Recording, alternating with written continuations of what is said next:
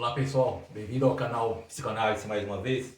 Vou comentar agora um Reels que eu vi, né, de um psicanalista, né, o codinome dele é Chileno Gomes, tá? Eu conheci ele num podcast que eu assisti um dia desses, né, e ele tem vamos dizer assim, um bom conhecimento, né, de psicanálise, né, tá fazendo mestrado em psicanálise, é filósofo, ele dá aula, né, ele não diz que é filósofo, mas ele diz que é professor de filosofia, né, que eu acho interessante essa diferenciação, né? E eu concordo com ele, sabe? Porque, vamos dizer assim, professor é aquele que transmite um saber já instituído, né? E o filósofo é aquele que vai produzir, né, um conhecimento. Né? Então acho que ele tá bem nessa aí, mas nada impede que ele filosofe em alguns momentos, né? Porque o filosofar é um pensamento, é você, como diz, destilar ideias e produzir um conhecimento novo, melhorado, aperfeiçoado, né? Nesse Reels que eu peguei para comentar, ele está falando sobre identificação e narcisismo, né? Como vocês seguem meu canal aí, vocês sabem que para mim o narcisismo é a base de tudo na mente, inconsciente principalmente. Na consciência, ok, e no inconsciente, total, né? O inconsciente é narcísico, tá ok? E aí ele colocou a visão dele, né? Eu vou falar aqui um pouco mais, querendo seguir um pouco a abordagem freudiana, que ele também deve seguir, né? Inclusive, né, eu uso como base o dicionário de psicanálise aqui, né? Da Elisabeth Rodinez, que é uma historiadora e psicanalista francesa, né? Eu acho que muitas vezes quando eu tenho algum conceito assim que ainda tá com o tempo, a gente vai perdendo um pouco assim os detalhes, né? E a gente dá uma consultada que não é problema nenhum, né?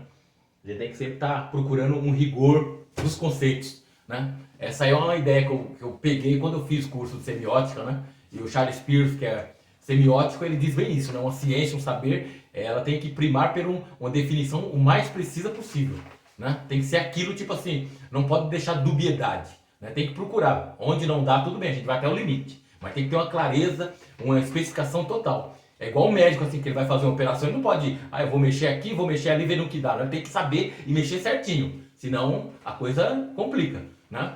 Tanto é fato que você vê, muita gente vai fazer operação de lipoaspiração aí, né? Aí na barriga, o que acontece? Vez ou outra tá morrendo um e outro aí, né? Quer dizer, não pode errar, não pode chegar assim, vou fazer de qualquer jeito e... Né? Não, tem que ter uma precisão, né, total para evitar isso, né? Então, como eu falei, até comentei com ele, né, que fiz contato com ele, eu falei que eu vou divergir um pouco do que ele diz lá, né?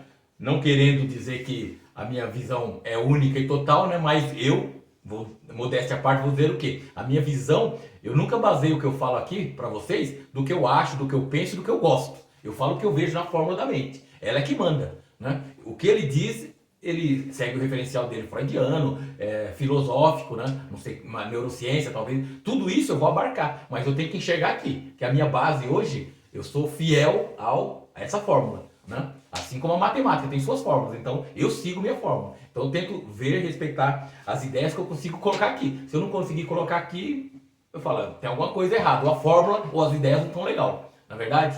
Então eu vou comentar com vocês aqui e apresentar aqui a minha versão aqui do Reels, né? Ele coloca lá que existe dois tipos de identificação, né? A identificação positiva e negativa.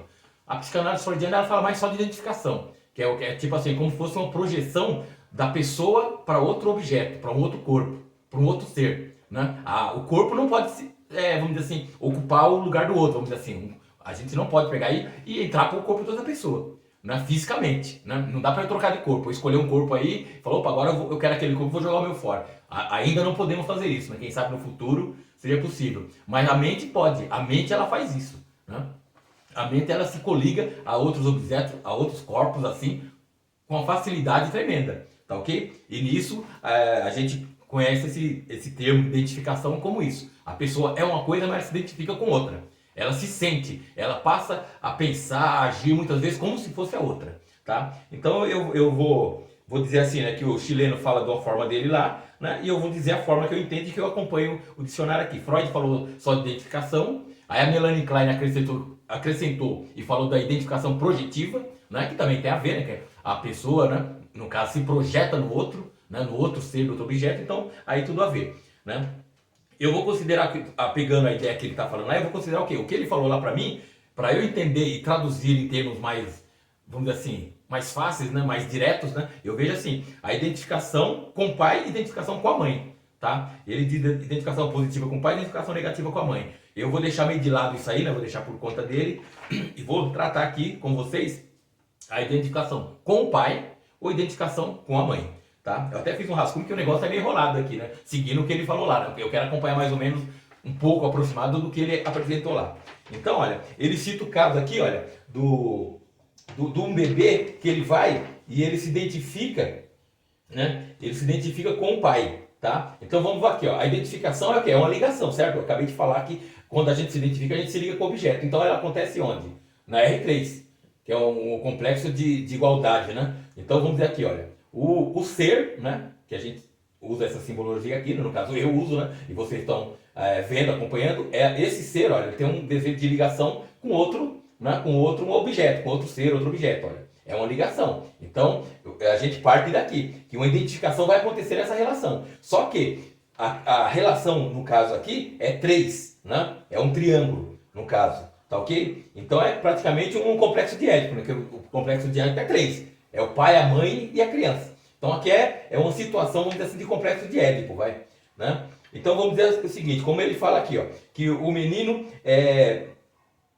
vai se identificar, né, com o pai, né? E aí, no caso, ele vê o pai batendo na mãe. E aí ele vai sofrer, vai chorar, vai se sentir mal, tal, né? E essa vai ser a situação dessa identificação dele, né? Eu vejo um pouco diferente, porque eu penso assim, olha, o menino, né, a criança, homem no caso é o que está citando, ele vai se identificar aqui, no caso, com o pai. Então, identificação, ele está se juntando. Então, o pai está aqui, ó. Então, a criança está aqui, o pai está aqui. Onde vai entrar a mãe? Se é uma relação a 3. Ou a mãe vai entrar aqui por cima na relação entre os dois, ou a mãe vai entrar aqui por baixo na relação entre os dois. Tá ok? Ela poderia entrar aqui também junto com os 3, mas nesse caso aqui não, porque o fato aqui é de o pai agredir a mãe, o pai bater na mãe. Tá? Então ele usa como exemplo um pai que bate na mãe e a criança não. A criança vê. Tá? O menino vê o pai batendo na mãe. Tá? Então, o que acontece? Se o menino está identificado com o pai, ele está aqui, ó. Tamo junto, como diz o ditado, tamo junto. Então, tamo junto, o pai tá batendo na mãe. Se o pai tá batendo na mãe, a mãe não tem poder sobre o pai. A mãe não tá sobre o pai, né? Então ela tá onde? Ela tá inferiorizada aqui. Então a relação se formou num triângulo invertido.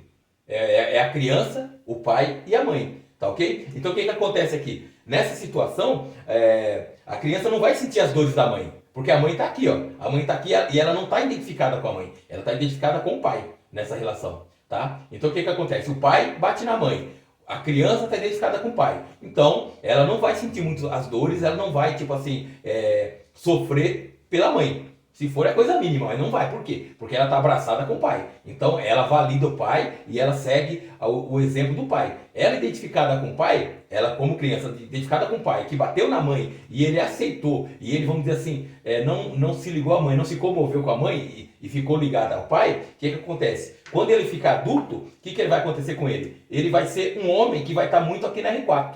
Certo? Então, vamos dizer, ele é casado, ele está na R4, a mulher dele está aqui embaixo como objeto na R4. Então, no caso, ele vai tender a bater na mãe.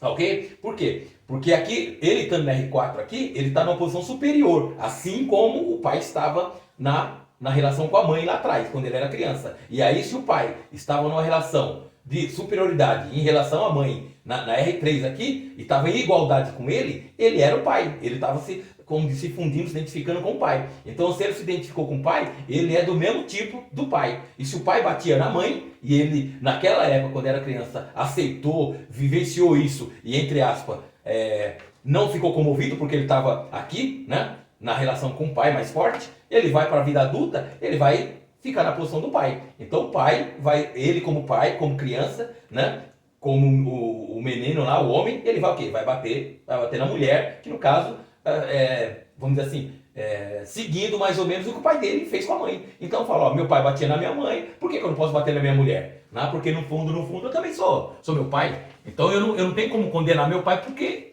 meu pai é mais eu do que minha mãe, certo? Ele fecha mais com o pai do que com a mãe. Então, isso explica essa posição, tá? Dessa identificação com o pai, tá ok? Então isso vai fazer com que ele seja um homem abusivo, porque ele não teve as dores da mãe lá e ele não vai ter as dores da mulher aqui. Ele achou que incomodou, que ele tem razão, nada vai impedir ele, porque o pai dele, na mente dele, vai pensar o quê? Meu pai está comigo. Eu não condenei meu pai quando ele bateu na minha mãe, meu pai não vai me condenar de eu estar batendo na minha mulher. Porque ele fez isso com a minha mãe. Se ele fez, eu também faço, porque nós dois somos ali, ó. Né? Somos de farinha do mesmo saco. Né? Então é mais ou menos esse ditado. A identificação cria essa ligação com outro indivíduo. Então ele e o pai estão juntos. E a mãe, infelizmente, como é um triângulo, ou ela poderia estar em cima ou estar embaixo. No caso, ela ficou por baixo. Então ela fica por baixo e se bobear mais tarde, quando o menino cresce, ele pode querer agredir a mãe também. Não, se não agredir fisicamente, vai agredir verbal. Ela vai ser tipo assim, relapsa. Ela vai ser, como diz assim, que não vai respeitar tanto a mãe. É uma decorrência disso. Por quê? Porque ela vai se ver numa posição de poder sobre a mãe, como pai. Porque ela vai se espelhar no pai. Então ela vai já seguindo, montando uma personalidade mais agressiva. Né? Ela mais tarde pode ser brigona com outros, pode ser desrespeitadora com a mulher, pode ser com os filhos. Vai ser aquele cara mais estouradão, mais tipo assim, mandão. Certo? Sem muito carinho, tal, sabe assim? Sem muita empatia. Porque você vê, empatia é o quê? É estar junto, né? Onde acontece a empatia? Na R3, né? Com quem que o menino foi empático? Com o pai, não com a mãe. Né? Ele se identificou com o pai. Agora vamos para o outro exemplo, que seria o quê? Uma identificação negativa que ele diz, né?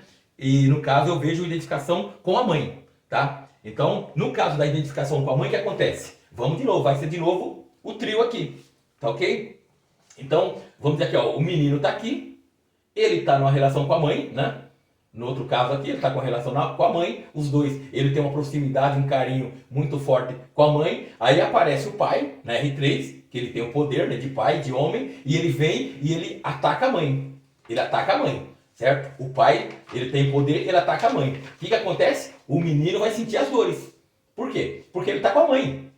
O pai pode não atacar ele, mas está atacando a mãe, que a mãe é ele. Por quê? Porque ele está em relação de identificação com a mãe. Então o pai que agride uma mãe e a criança está com a ligação mais forte com a mãe, ela vai sentir as dores da mãe. Ela vai sofrer aqui com a mãe. Porque o pai está agindo com essa agressão em cima de uma pessoa que faz parte dele. Tá ok? Então o que acontece isso? Isso na infância. Né? Isso na infância. Aí o que acontece? Como esse homem ficou na posição da mãe, mais tarde, quando ele for homem adulto e ele entrar em outra relação, ele vai entrar numa relação com uma mulher, por exemplo, vai ter uma relação com a mulher que é uma relação aqui de amor, né? Só que ele vai estar muito nessa relação, porque ele se identificou com a mãe. Se ele tem uma mulher aqui na R3 e ele na época se identificou muito com a mãe e com a criança, ele vai estar muito aqui porque vai se identificar com a mulher. Ele vai querer aproximar o máximo da mulher, vai querer viver uma paixão, um grande amor com a mulher. Ele vai estar muito aqui e pouco aqui na R4. Ele vai estar com a R4 aqui bem maneira, bem tranquila. Né? Por quê? Porque a energia, libido dele vai estar muito aqui. Ele com a mãe, identificado com a mãe. Só que nessa situação, essa mulher aqui, ela pode ter o narcisismo dela aqui que vai bombar aqui na R4. Ela pode ter um narcisismo maior ou até escalar, já que o homem não escala sobre ela. Né? Tá numa relação de igualdade aqui, ó. Tá uma identificação. O homem, né? Com a mulher, homem menino com a mãe, homem adulto com a mulher. Como ele não escala muito a R4, o narcisismo dele, a mulher fica numa posição aqui que ela diz assim, de repente, como a gente tá por igual e ele não vem muito para cá, eu vou. Aí o que acontece? Ela pode começar a vir para cá, se ela já não tiver isso de mentalidade, ela começar devagarinho a escalonar o narcisismo dela. Aí o que acontece? Ela vai chegar uma hora, vai fazer uma posição onde vai sentir ela por cima e pondo o marido por baixo. Tá ok? Então aqui vai ser uma mulher que vai mandar no cara. Tipo assim, que pode até chegar a bater. Por quê? Tem muitas mulheres que elas são tão narcisistas, assim, tão violenta, metida, poderosa, que ela bate no homem. Entendeu? Ela não tem aquele temor do homem. No caso, ela tá na energia masculina. Então você vê, hoje muita Red Pill fala muito isso aí. Que a mulher, a energia da mulher feminina, que na minha visão, tá claro aqui, ó. A energia da mulher feminina é R3, que é uma relação mais de amor, de completude, de empatia. E a energia do homem é mais R4. É a libido ali mais forte, sexual, é a testosterona. Então o homem, ele é mais valente, ele é mais, vamos dizer assim, poderoso, certo? Ele é mais forte, então ele está mais aqui. Então a função do homem é estar junto com a mulher na R3, mas o grosso dele tem que estar mais aqui na R4. Porque se ele não for, isso aqui vai ficar meio que frouxo, né? Então quer dizer, a mulher vai começar a pegar gosto, se ela já não tem, pegar gosto dela vir para cá. Então já que o homem não vai, a mulher vai. Aí nisso ela vai começar a fazer o quê? A R4 não tem perdão. A R4 é o quê? É um em cima, outro embaixo, e quem está por cima, né? Quanto maior o narcisismo, mais perverso vai ficando. A pessoa vai ficando perversa, vai desligando a empatia, né? E vai num crescendo, né? Então, como eu falei, quando a mulher tem esse perfil mais masculino, né? Que ela se acha poderosa, tem mulher que ameaça e bate em homem, certo? E tem homem que não reage. Homem que aceita apanhar, que ele não discute com a mulher, que ele é o bonzinho, sabe assim? Ele tá com energia feminina, que é isso aí. Ele é muito R3, como ele não vai pra R4, a mulher vai fala, já que você não é tão macho, eu vou ser a mulher, eu vou ser o homem da relação. Aí ela pega gosto, se ela já não tiver. Tá ok? Então, eu quis desenhar para vocês aí, né, o que acontece na verdade. Né? Na verdade, a identificação da criança, ela pode acontecer em alguns aspectos do pai, ou alguns aspectos da mãe, não precisa ser do completo. Né? Ela não precisa assim, tipo, ó, eu tô identificado com meu pai em tudo, não. Alguns aspectos do pai, ela fala, oxa, isso aqui é legal, eu gostei, você como meu pai, vou seguir. Outros ela pode até que entrar em conflito. E com a mãe é a mesma coisa. Opa, algumas coisas aqui eu vou seguir, tô identificação. Né? Não precisa ser o pacote todo, mas ela pega, né? A gente pega a identificação, né, com uma pessoa e com outra, tá ok? Só por exemplo, vamos dar um exemplo. Eu gosto de dar exemplo que a coisa fica mais clara. Nós temos dois grandes símbolos mundial no esporte, que é o Messi e o Cristiano Ronaldo. Qual que é a diferença dos dois? Os dois são craque. Os dois são craque. Só que o Messi de um jeito, o Cristiano Ronaldo do outro. O Messi é um craque porque ele tem uma habilidade, uma visão de jogo tremenda. O que o Cristiano Ronaldo não tem tanto. Mas o Cristiano Ronaldo é um cara super esforçado, dedicado, aplicado e ele faz muito gol. Então, por enquanto o Messi tem esse lado, o Cristiano Ronaldo compensa, né, com o seu treino, com o seu preparo, com a sua dedicação, né? Agora o que chama muita atenção dos dois, que são top no futebol, é o quê? Os dois são, na linguagem Red Pill aí, são macho, né, macho alfa, sabe assim? É um shed, né, dos esportes. Todos os jogadores admiram os dois. A diferença qual que é? O Messi é um cara mais tranquilo. Ele tá numa posição R4 por todas as circunstâncias, mas ele é mais tranquilão na dele. E o Cristiano Ronaldo não. Ele é mais pomposo, ele é mais metidão, ele é mais, sabe assim, narcisista. Então, resumindo, qual que é a diferença no final? O Messi é um cara narcisista, um grau um pouco mais tranquilo, menor, não tão bombado. E o Cristiano Ronaldo não, já faz mais questão de se mostrar, de querer ser o cara. Tá ok? Então, isso vocês vão percebendo que a forma de ser, a gente poderia falar assim, na relação entre Cristiano Ronaldo e Messi, o Messi estaria mais na posição mais feminina, porque ele é mais tranquilo, mais na dele, mais camarada, mais companheiro. E o Cristiano Ronaldo, ele vai querer a posição de homem alfa, de homem, né? Então, psicologicamente, se juntar os dois assim, para, sei lá, uma conversa, coisa assim, a tendência é o Cristiano Ronaldo assumir o comando, assumir a posição de dominância na relação e o Messi até deixar. Porque ele não é muito, né? Ele é mais nada. Tanto é que o pessoal tá até estranhando que ele andou brigando com um e com o outro, ficando meio grosso assim, sabe? Porque ele leva, né? Leva pesada pra todo lado, ele que sendo Ronaldo. E ele nunca reclamava muito, era mais quietinho, mais na dele. Hoje ele já anda assim meio que dando uma encarada já. Tá ficando macho. O Messi tá ficando meio macho. Então acho que deu pra desenhar aí pra vocês verem, né? Então, o que eu quero apontar assim pro meu amigo chileno aí é que os conceitos, muitas vezes a gente pode entender ele de vários ângulos. Mas a gente tem que procurar sempre a forma mais direta, mais seca, mais assim, mais objetiva possível, para não ter muito esse ou não é, pode, é para cá ou para lá, sabe assim, uma precisão maior, né? Como o Charles Peirce da semiótica apregoava. Eu sigo muito esse conceito. E hoje eu me pego aqui gangangô porque você vê, eu consegui ler e entender muito bem o que acontece, né? Quando a criança se identifica com o pai, né? Ele se identifica com o pai, para onde vai? Ele vai estar R3 e R4. Ele tá junto com o pai aqui e ele vai vir para as cabeças para dominar a mãe e dominar outras coisas. Por quê? Ele é pai.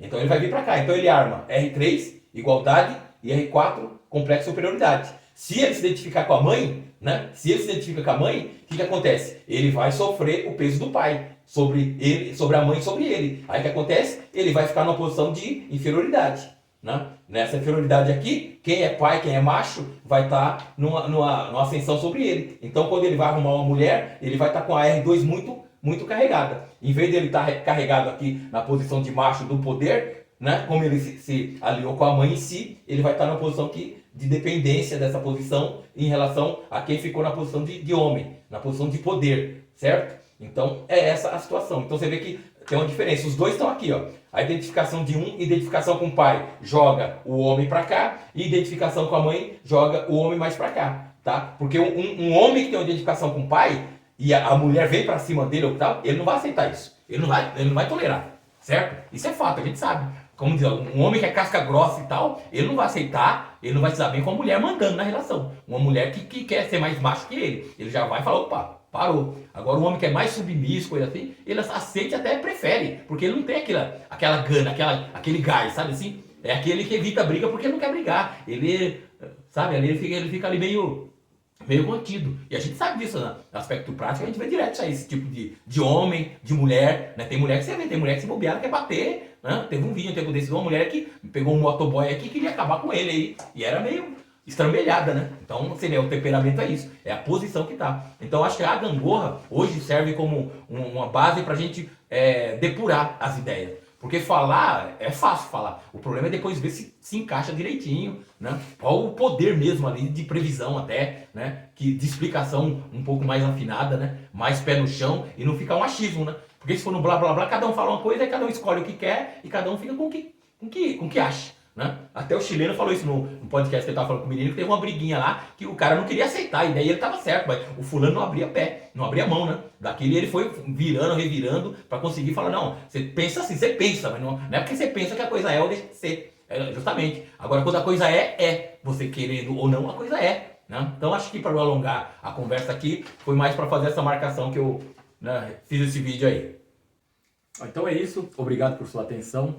Se você ainda não é inscrito no canal, eu peço que se inscreva, que dê o joinha para curtir, me ajudar a desenvolver o canal, tá ok?